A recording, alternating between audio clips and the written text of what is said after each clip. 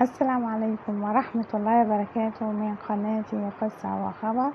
قصة اليوم: تركت ابنها يحترق وانقذت أمها. هذه القصة في غاية الروعة، تبين لنا أن الأم هي الملاذ الأول والأخير، ومن رضيت عليه أمه تفتحت له أبواب الخير والبركة. هذه القصة تقشعر لها الأبدان. في عمارة تحتها مستودعات، وفي أعلاها شقق سكنية، وفي أحد الشقق زوجة وأولادها وأمها الكبيرة في السن. في يوم من الأيام وفي جوف الليل، هذه الزوجة التي غاب عنها زوجها هي بتحضن بين يديها طفلها الرضيع، وقد نام بجوارها طفلتها الصغيرتين وأمها الكبيرة في السن، كلهم نايمين جنب بعض. وفي هذه الليلة وفي جوف الليل تستيقظ تلك المرأة على صياح وضوضاء. بصت للبلكونة، لقيت في حريق شب في العمارة، ولع في العمارة من تحت، ورجال المطافي بيطفون في الحريق ويقولوا: اخلوا العمارة والصعود إلى سطح العمارة، الرجاء من الجميع اخلاء العمارة والصعود إلى سطح العمارة، الرجاء من الجميع اخلاء العمارة والصعود إلى سطح العمارة.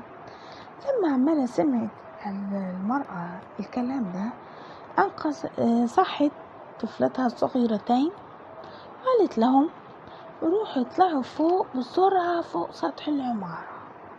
جروا البنتين وطلعوا فوق سطح العمارة. فاضل ايه في الشقة؟ الأم العجوزة الكبيرة المسنة اللي ما بتتحركش، وطفلها الرضيع اللي برضه ما بيتحركش. لازم تطلع وتشيل واحد منيهم وتطلعه فوق السطح. طب حيرانة المرأة تقول: أطلع مين، أمي ولا ابني؟ طب ده محتاج أشيله وده محتاج أشيله. طب لو شلت أمي ابني هيتحرق، لو شلت ابني أمي هتتحرق. يا رب الحيرة دي يا ربي، والوقت خلاص مفيش وقت. عملت ايه؟ قالت: الأم ثم الأم ثم الأم.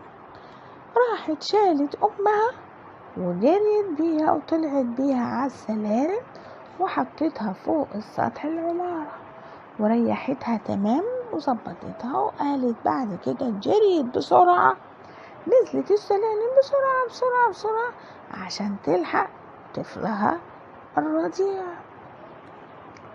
لقيت هي ونزل السلالم قبل ما توصل شقتها، لقيت شقتها ابتدى النار دخل فيها، ما عرفتش تدخل في الشقة وهي النار مولعة.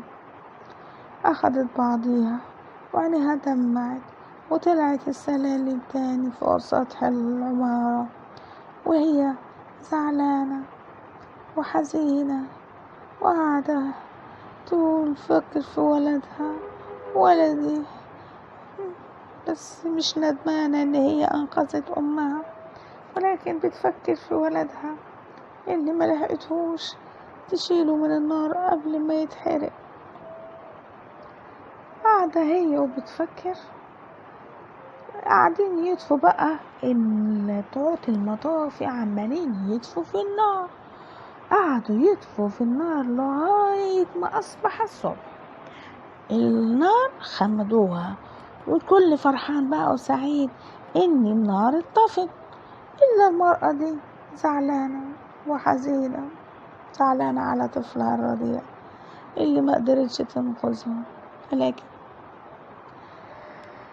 إلا وهي وزعلانة وعينيها دمعت عمالة تدمع، إلا برجل الإنقاذ يعلنون: في طفل تحت الأنقاض يفضل حي، في طفل تحت الأنقاض حي يا ناس يا ناس، في حي. الأم جرت وفرحانة، جرت واخدت الواد وضمته على صدرها وفرحت ربنا أنقذها ولدها زي ما أنقذت أمها.